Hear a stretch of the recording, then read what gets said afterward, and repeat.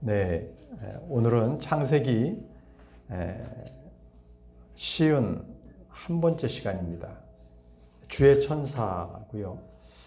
창세기 16장 7절에서 16절 말씀을 다루게 되는데 오늘은 창세기 16장을 마치게 됩니다. 또 특이한 것은 오늘 말씀 중에 주의 천사라는 그러한 말씀들이 여러 구절에서 나옵니다. 여러분들께서 주의 천사가 나올 때마다 관련 구절들을 잘 살펴보시고 주의 천사에 대한 정확한 교리적인 그러한 말씀들을 여러분들 익히시길 바랍니다. 자, 창세기 16장 7절입니다. 이윽고 주의 천사가 광야 가운데 있는 물의 원천 옆에서 그녀를 발견하였으니 스르러 가는 도중에 있는 원천 옆이었더라. 이렇게 되어 있습니다. 자, 주의 천사, 성경에서 가장 처음 지금 나오는 구절입니다. 성경에서 단수로 주의 천사나 하나님의 천사는 모두 하나님 자신을 말씀하십니다. 하나님 자신이에요. 주의 천사, 하나님의 천사. 자, 하나님의 천사가 사도 바울에게 말씀하셨습니다. 사도행전 27장 23절에서 24절입니다. 네, 죄송합니다. 자, 이는 제가 속해 있고 제가 섬기는 하나님의 천사가 이 밤에 제 곁에 서서 말씀하시기를 바울아 두려워하지 말라 너는 반드시 카이사라 앞으로 인도되어야 하느니라. 그런즉 보라 하나님께서 너와 함께 항해하는 모든 자들을 너에게 주셨노라 하셨기 때문입니다. 자, 이제 이 바울이 지금 로마로 압송하는 가는 길에 배 안에 있었을 때 풍랑이 크게 내리쳤지요. 그럴 때 주의 천사가, 하나님의 천사가 이 바울에게 나타나셔서 염려하지 말라. 너희 머리털까지도 다 지키고 항해하는 모든 사람들을 지킬 것이라고 약속해 주시는 바로 그 말씀입니다. 자, 갈라디아서 4장 14절에도요. 그리고 내 육체에 있던 나의 시험을 너희는 멸시하지도 거절하지도 아니하였으며 도리어 나를 하나님의 천사처럼 곧 그리스도 예수처럼 받아주었도다. 자, 하나님의 천사라고 하고 곧 그리스도 예수님처럼이라고 했으니까 하나님의 천사는 예수 그리스도십니다. 이렇게 동격입니다. 그러면 여기서 하나님의 천사나 주의 천사가 나타나신 것은 주님의 메신저로 천사를 대신 보낸 것이 아니라는 거예요. 바로 하나님께서 출현하신 거예요. 하나님께서 현원하신 거예요. 현재의 실질적인 사실로 나타나신 겁니다. 그래서 창세기 16장에는요. 주의 천사란 표현이 한 4번 정도 나옵니다. 그리고 창세기에서도요. 22장에 그분은 아브라함아 아브라함아 하시면서 아브라함을 부르시는 분이시고요. 또 민수기에 가게 되면 발라암 이교도의 그 예언자죠. 발라암이 탄 나귀 앞에 칼을 붙잡고 서 계신 바로 그분이 주의 천사셨습니다. 자, 주의 천사는 오늘 우리가 말씀을 통해서 분명히 주님이시다, 하나님이시다는 사실을 분명히 우리가 알기를 원합니다. 사사기 2장 1절입니다. 이후에 주의 천사가 길갈에서부터 보긴까지 올라와서 이같이 말하였더라. 내가 너희를 이집트에서 나가게 해주었고 친히 너희 조상들에게 맹세한 지옥으로 너희를 데리고 왔노라. 그러면서 내가 이같이 말하였노라. 너희와 맺은 나의 언약을 나는 결코 깨뜨리지 않겠노라. 자, 보십시오. 주의 천사가 말했는데 주의 천사가 뭐라고 그랬냐면 내가 너희를 이집트에서부터 나가게 했다는 거예요. 이집트에서 나가게 했다. 어떻게 주의 천사가 너와 내가 맺은 언약을 할 수 있어요? 그러니까 주의 천사가 하나님이시라는 거예요. 하나님께서 이집트에서 이스라엘 백성들을 나오게 하셨고 이스라엘 백성과 맺었다는 거죠, 언약을. 주의 천사가 하나님이시라는 거예요, 이렇게. 주의 천사는요, 나중에 사사기에도 보면 기드온에게 직접 말씀하신 그분이십니다. 그래서 기드온은 그분이 하나님이심을 나중에 알았어요. 사사기 6장 22절에 그러자 기드온이 그가 주의 천사였음을 알아차렸으니 기드온이 말씀드리기를 슬프도소이다 오 주 하나님이여 이는 제가 주의 천사를 얼굴과 얼굴을 마주하여 보았기 때문이니라 하였더라. 자, 기드온이 주의 천사를 봤어요. 그래서 주의 천사가 바로 하나님인지를 기도는 알았던 거죠. 그렇기 때문에 그가 이렇게 말합니다. 그가 주의 천사임을 알아차렸으니 슬프도다. 왜요? 왜 주의 천사를 알았는데 슬픕니까? 자, 그것은 이제 삼손의 아버지와 어머니도 똑같은 경우인데 거기에 해답이 있습니다. 사사기 13장 21절에서 22절에 바로 삼손의 아버지인 마노아 그리고 그의 어머니에게 주의 천사가 나타났어요. 자, 말씀 보실까요? 그러자 주의 천사는 마노아와 그의 아내에게 더 이상 나타나지 아니하였더라. 그제야 마노아는 그가 주의 천사인 것을 알았더라. 그리하여 마노아가 그의 아내에게 말하기를 우리가 하나님을 보았으니 우리는 반드시 죽으리라. 주의 천사는 하나님이셨고 하나님을 보았는데 죽는다는 거예요. 그래서 기드온도 주의 천사를 봤기 때문에 슬프다고 했어요. 왜? 자기가 바로 죽을 거기 때문에. 그게 두려웠던 거예요. 왜일까요?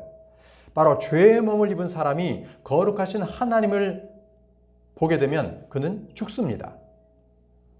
다시 한번 말씀드릴게요.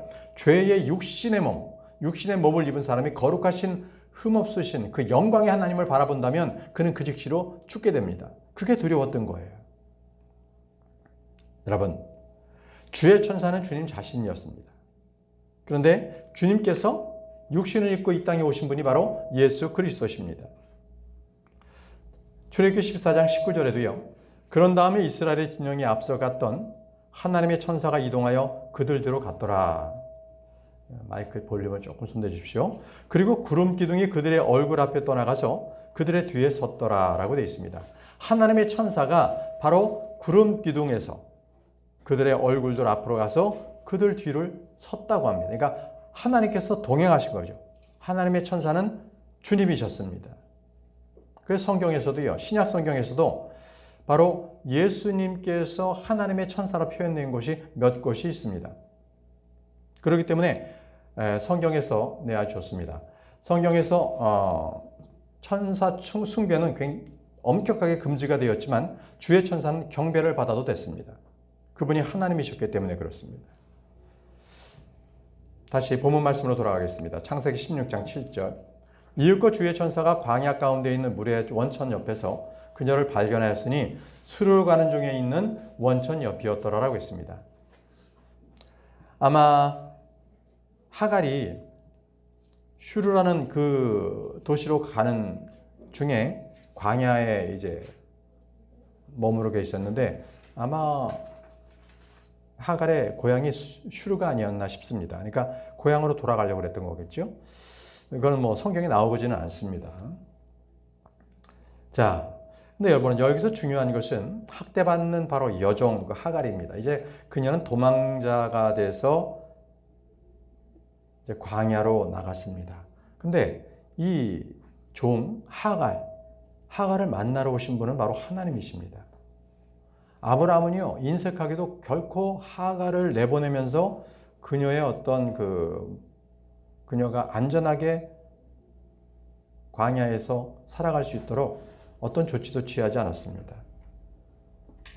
어떠한 아량도 보이지 않았던 아브라함이었지만 하나님은요, 바로 여종 하갈에게 찾아오셨던 겁니다.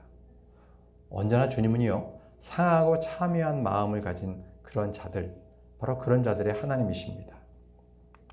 시편 51편 17절에 보면 하나님의 희생물들은 상한 영이니라. 오 하나님이여 당신께서는 상하고 참여하는 마음을 멸시하지 아니하시리이다. 주님은 상한 영 그리고 상하고 참여하는 마음을 주님께서는 찾으십니다. 그래서 우리 주님께서는 고아와 과부를 돌보시는 분이십니다. 또한 종들과 나그네를 돌보시는 분이십니다. 우리가 아무리 나의 가족들에게 멸시를 당하고 나의 친구들에게 내가 멸시함을 당해도 우리 주님은 나를 돌보시는 분이세요. 내가 가장 궁핍하고 도움이 필요할 때 사람들은 나를 돕지 않지만 우리 주님은 나를 도와주시는 분이십니다. 시편 27편 10절에 제 아버지와 제 어머니가 저를 버릴지라도 주께서는 그때 저를 거두어 드릴 것이니이다 라고 했습니다. 그렇습니다. 우리 주님은 피부치인 나의 가족들이 나를 버린다 할지라도 우리 주님은 나를 항상 돌보시는 분이십니다.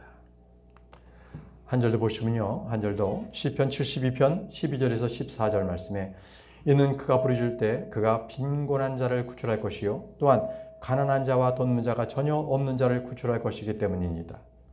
그가 가난한 자와 빈곤한 자를 아낄 것이요 빈곤한 자들의 혼들을 구원하시리이다. 그가 그들의 혼을 속임수와 폭력에서 구속하시리라.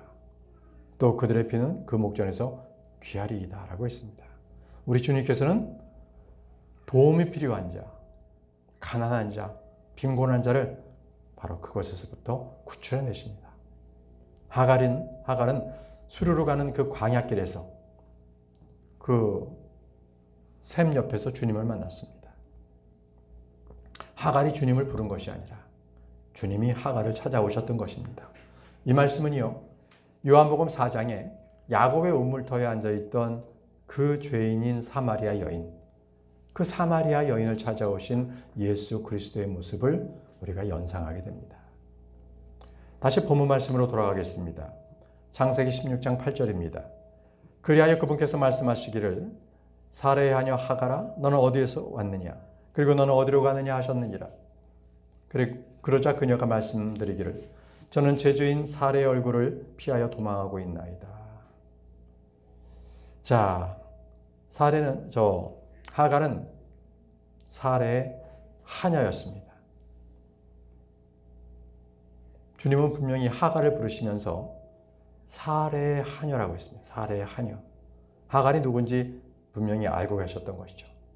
자, 여러분 여기서 중요할 것은 종이라는 신분은요, 그녀가 주인의 아이를 잉태했다고 해서 종의 몸에서 풀려나는 게 아니에요. 자유롭게 되는 게 아닙니다. 종은 역시 종이었습니다. 하나님께서는 분명히 그것을 말씀하십니다. 종의 신분은요, 인간의 노력으로, 업적이나 행위로 그 종의 신분을 벗어나는 게 아니라는 겁니다. 여전히 그녀는 종 하갈이었습니다. 하녀 하갈이었습니다. 노예 하갈이었습니다. 결국 신분이 바뀌지 않는 것입니다. 그러나 우리가 우리의 노력이 아니라 예수 그리스도 그분 안에 있고 그분의 말씀을 믿는다면 우리는 바로 그 진리로부터 그 예수 그리스도로부터 우리는 자유를 얻게 됩니다. 요한복음 8장 32절 말씀에 그리하면 너희가 진리를 알지니 진리가 너희를 자유롭게 하리라 라고 하셨습니다. 이 진리가 바로 예수 그리스도십니다. 어떠한 노력이나 행위가 아니라 우리가 그분을 믿으면 우리는 진리 가운데에 서게 됩니다. 또한 예수 그리스도께서 자유롭게 하시면 누구나 자유롭게 된다는 것입니다. 요한복음 8장 35절에서 36절 말씀에 그리고 종은 집안에서 영원토록 거하지 못하느니라. 그러나 아들은 언제나 거하느니라.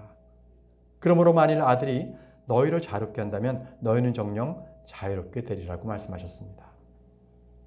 우리 주님께서 자유롭게 하시면 우리는 자유롭게 될 수 있어요.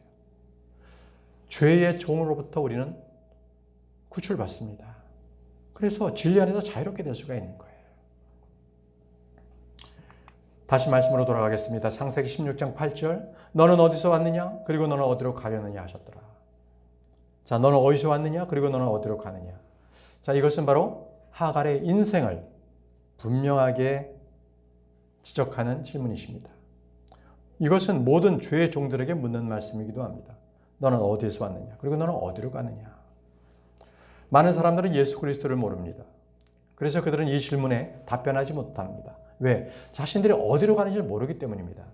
바로 이런 사람들을 잃어버린 사람이라고 성경을 말합니다. 로스트맨입니다. 그들은 길을 잃어버렸습니다. 어디에서 와서 어디로 가는지 그들은 모릅니다. 이들을 우리는 도망자라고 하고 방랑자라고 합니다. 여러분, 순례자와 방랑자의 차이를 아십니까? 순례자는 자기가 돌아갈 곳을 알고 있는 사람입니다.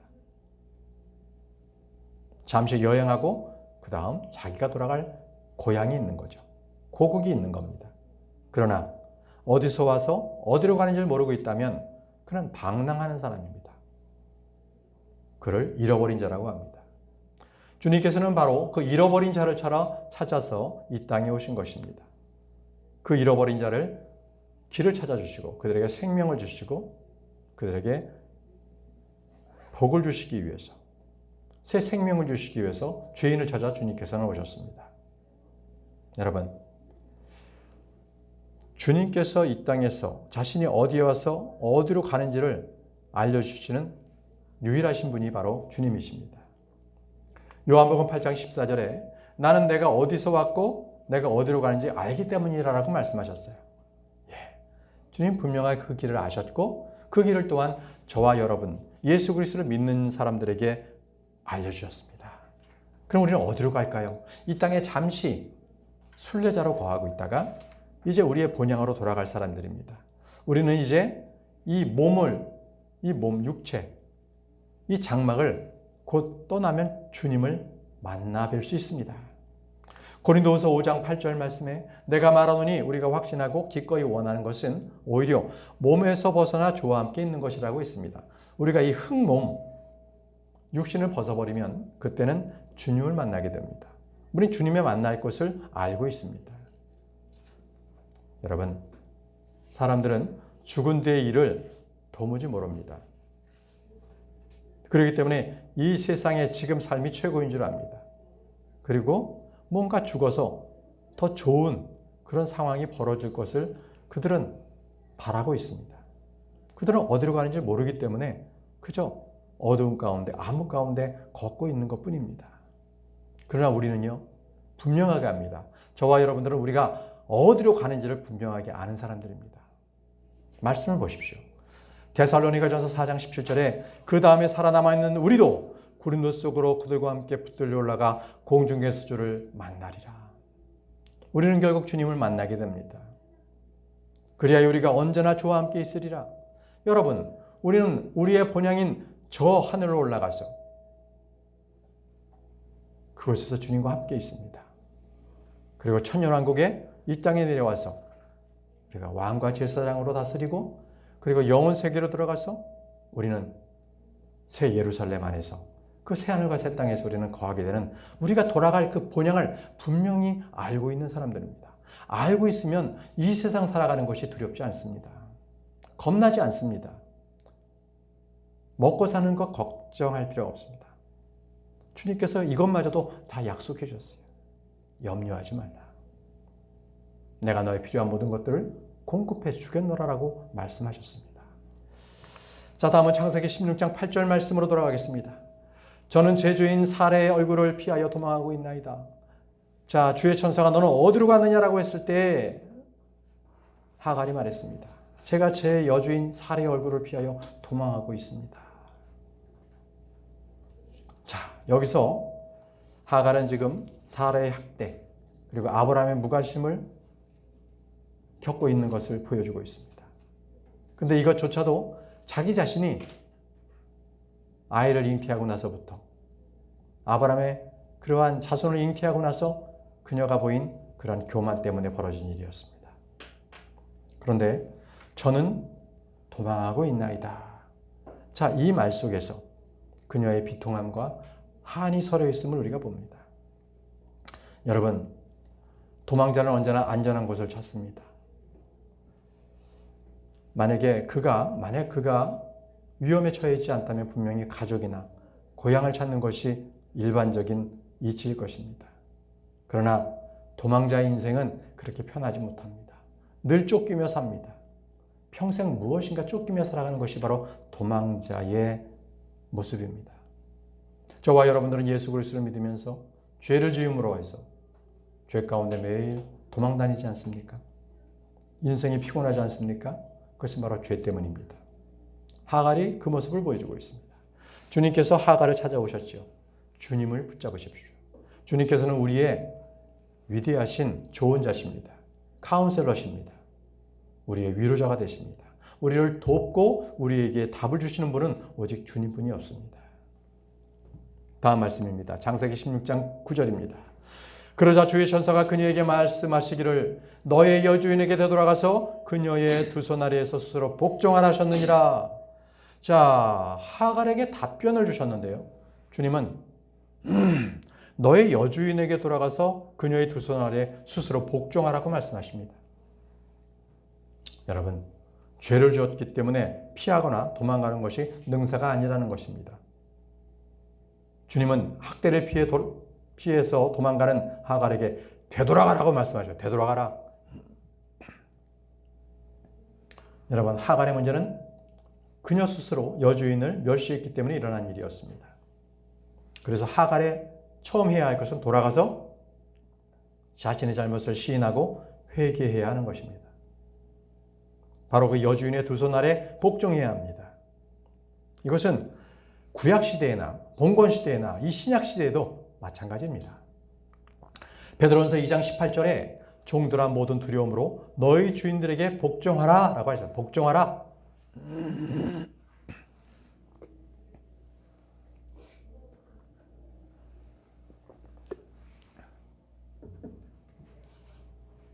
종들은 주인들에게 복종해야 합니다.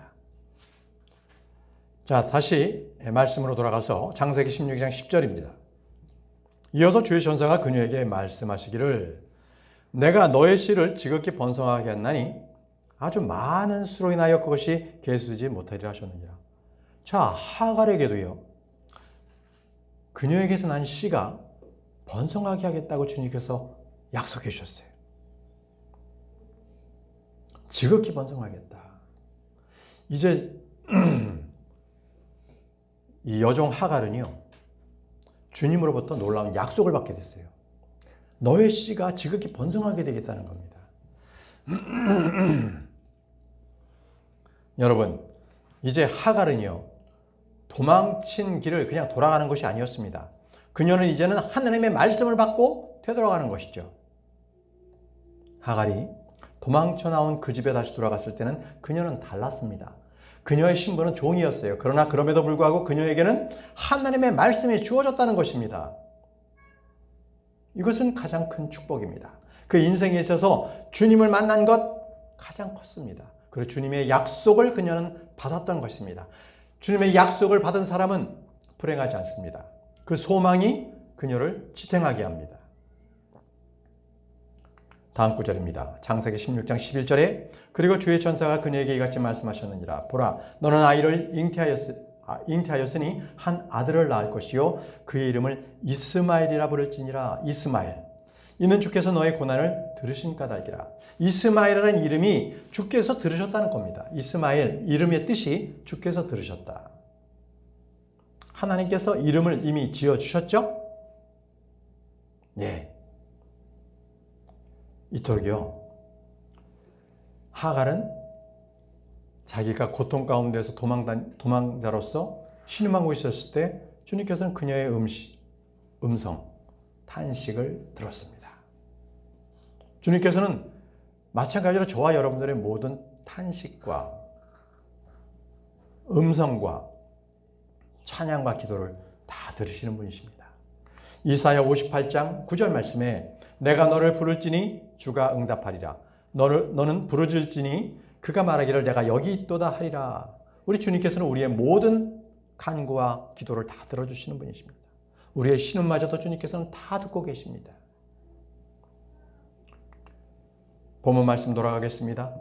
창세기 16장 12절 그리고 그는 사나운 남자가 되리라.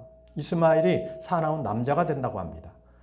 그의 손이 모든 사람을 저마다 대적할 것이요 모든 사람의 손이 저마다 그를 대적할 것이라. 그리고 그는 자신의 모든 형제들의 면전에서 거하리라라고 했습니다. 놀라운 예언입니다. 이스마엘에 대해서 예언해 주고 계십니다. 이스마엘은 사나운 남자가 됩니다. 여기서 사나운 남자라는 것은 아주 거친 야생의 사람이라는 거예요. 야생의 사람. 언제나 그는 모든 사람을 대적합니다. 바로 전쟁을 한다는 것입니다. 그는 자신의 모든 형제들의 면전에서 거하리라고 하는 것은 영토가 서로 마주보는 경계를 바로 유대인들과 국경선을 맞이하고 있다는 것입니다. 이삭이 바로 유대인들인데 바로 이스마엘이 바로 이삭의 후손인 이스라엘과 바로 경계를 맞이하고 있기 때문에 면전에서 그들을 거한다고 말하고 있는 겁니다. 여러분, 무슬림의 창시자 아시죠? 모하메드. 그는 이스마엘의 70대 후손입니다. 70대 후손. 이스마엘과 관계가 돼 있어요. 지금의 아람 민족들입니다. 이들의 특징이 뭐예요? 약탈하고요. 그리고 전쟁을 통해서 빼앗아오는 것을 아주 용맹한 것으로 생각을 합니다. 지금도 그들은 사막에서 말을 달리고 손에 창을 잡고 약탈과 전쟁을 일삼는 사람들입니다. 그들이 바로 이스마엘의 후예입니다. 이스마엘의 후예. 지금도 테러를 많이 벌이고 있죠. 아주 호전적이기 때문에 그렇습니다. 이것은 그들에 대한 인종적인 편견을 얘기하는 게 아니에요. 바로 역사적인 사실을 하나님께서 예언해 놓으신 것입니다. 하나님의 예언의 말씀은 변하지가 않습니다. 그럼에도 하나님의 구속사역에서 바로 이스마엘을 통해서 바로 구속사역의 한 지류를 형성하심을 볼 수가 있습니다. 주님께서는 이스마엘도 연약한 인간으로 보신 겁니다. 비록 허물과 실수가 많을지라도 하나님께서 그를 세우셨습니다. 보시죠. 로마서 9장 11절에 택하심에 따른 하나님의 목적이 행위에 의해서가 아니라 오직 부르시는 분에 의하여 서게 하려 하셨기 때문이라.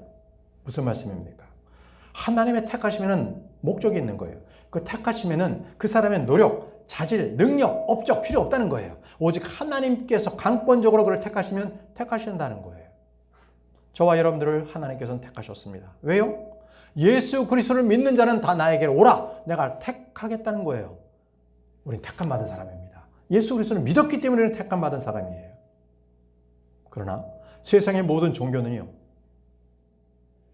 하나님의 부르심보다는 그들의 행위를 중요시 여깁니다.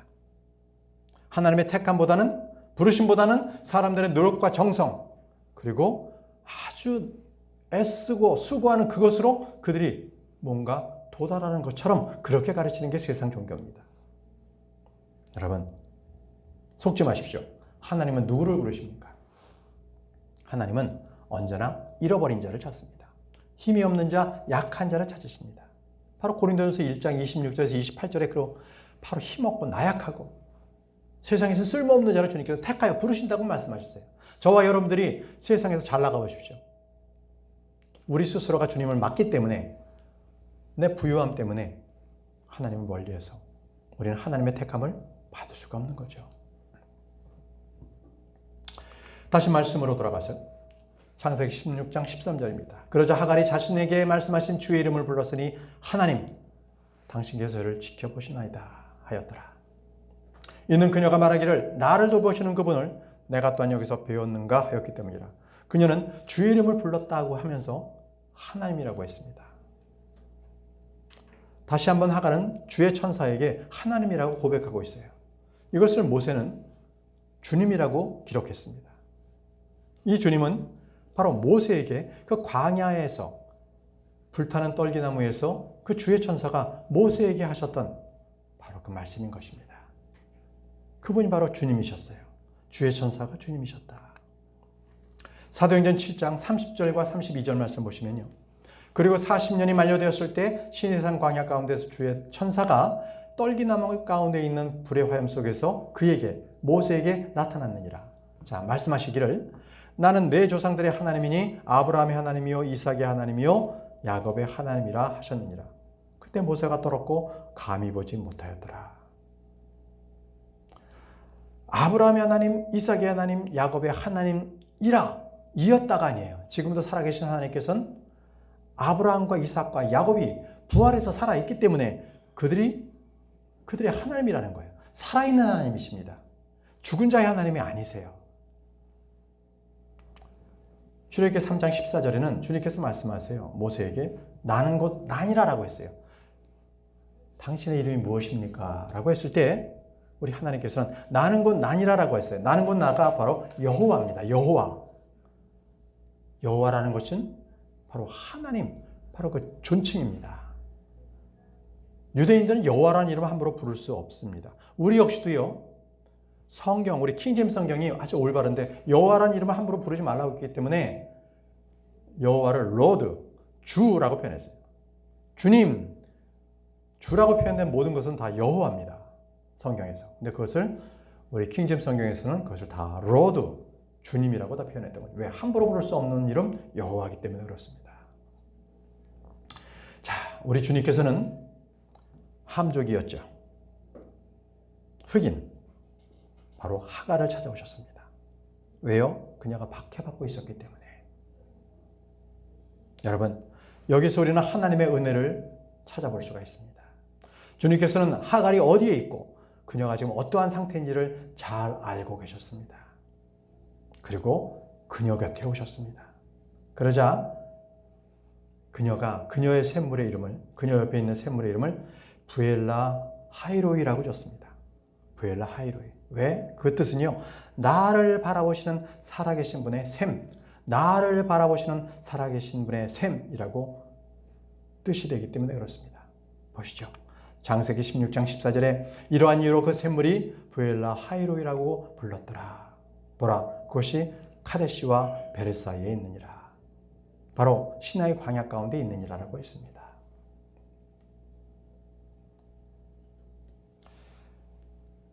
이제 하갈은 주님의 말씀을 받았어요. 그리고 그는 다시 돌아갔습니다.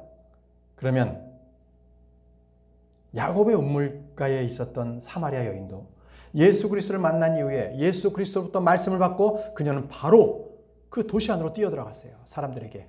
왜? 예수 그리스도를 전하기 위해서. 그녀는 이제 죄의 신분이 아니었어요. 자신 있게 예수 그리스도를 전했습니다. 하갈도 마찬가지였어요. 이젠 그녀는 비록 종의 신분이었지만 분명하게 하나님의 말씀을, 약속의 말씀을 부여잡았던 여인이 되었습니다. 그래서 그녀는 여주인 사레나 아브라함에게 가서 주 하나님을 증언할 수 있었습니다. 하나님께서 나에게 어떤 말씀을 주셨습니다. 이것을 증언하게 되었던 것이죠. 여러분, 우리에게 선한 간증이 나오는 것은 나에게 하나님의 말씀이 있을 때 선한 간증이 나옵니다. 우리의 인생에서 주님을 만났을 때 우리의 인생이 변화가 됩니다. 우리가 죄에서 그 도망자의 신분에서 하나님을 만났을 때 이때부터는 우리는 말씀의 선포자, 사역자가 된다는 것입니다. 다음 말씀입니다. 15절입니다. 그리하여 하갈이 아브라함에게 한 아들을 낳아 주었으니 아브라함은 하갈이 낳은 자기 아들의 이름을 이스마엘이라 불렀더라. 왜 이스마엘이라 불렀어요? 이미 천사가, 주의 천사가 말씀하셨잖아요. 하갈이 아브라함에게 말했던 거예요. 주님께서 저에게 말씀해 주셨는데 아들을 낳을 텐데 그를 이스마엘이라고 했습니다. 그리고 이스마엘도 큰 민족을 이룬다고 했습니다. 이 하갈은 자기가 하나님을 만났고 하나님께 주신 말씀이 있었기 때문에 자기는 소원이 있었던 거예요. 한낱 종으로서의 신분이 아니라 큰 민족을 다스릴 그 아이를 낳게 됐다는 것이죠. 여러분, 이스마엘, 이 이름은 주님께서 성경에서 첫 번째 지어진 이름이었습니다. 두 번째 이름이 바로 이삭이었습니다. 이삭도 주님께서 주어진 이름이었습니다. 신약에서는요, 예수님을 주님께서 지어주셨습니다. 침례자 요한의 이름도 주님께서 지어주셨습니다. 아브라함은요, 하갈로부터 주님께서 지어주신 이름을 듣고 그 이름을 이스마엘이라고 지었습니다. 오늘 마지막 절입니다. 창세기 16장 16절. 그리고 하갈이 아브라함에게 이스마엘을 낳아주었을 때 아브라함은 86세였더라. 아브라함이 하갈을 떠날 때가 75세였습니다. 그리고 하갈을 취했던 때가 85세였습니다. 그리고 이듬해 이스마엘 낳았죠. 바로 86세에 아브라함은 이스마엘을 낳았습니다. 이때 하갈의 나이는 아브라함과 10살 차이가 나죠. 76세였습니다. 이때가 바로 연대기적으로 BC 1910년 정도의 10년경입니다. 1910년. 이제 이스마엘은요, 성경적으로나 역사적으로나 현 시대에서나 아주 중요한 인물입니다. 모든 민족을 많은 민족을 이루고 있기 때문에 그렇습니다. 여러분, 우리는 오늘 아브라함을 통해서 주님께서 주시겠다고 하는 그 씨를 기다리지 못해서 그는 육신적으로 죄를 범하고 말았습니다. 그래서 낳은 아들이 이스마엘입니다. 저와 여러분들은 어떻게 해야 될까요? 주님께서 우리에게 성경으로 말씀해 주셨습니다. 그 약속하신 말씀은 인내로 기다려야 합니다. 또 주님께서 명령하신 것은 즉각적으로 순종해야 되는 거고요. 그런데 그렇지 못한 바로 육신적인 사람이 주님의 명령을 즉각적으로 순종하지 않아요. 또 약속하신 것은 오래 참지도 않고요. 자기가 육신적으로 뭔가 해보려고 노력을 한 거예요. 그게 어리석은 사람입니다. 이제 하갈은 주의 말씀을 듣고 돌아와서 사례 아래로 들어갔어요. 완전히 순종했습니다. 그리고 자식을 낳았고 주님께서 명령하신 대로 그 이름을 이스마엘이라고 불렀습니다. 이것이 오늘 창세기 16장까지의 말씀입니다. 오늘 이제 창세기 16장을 마쳤고요. 다음 시간에 창세기 17장을 공부하도록 하겠습니다. 자, 우리 기도하고 마치겠습니다.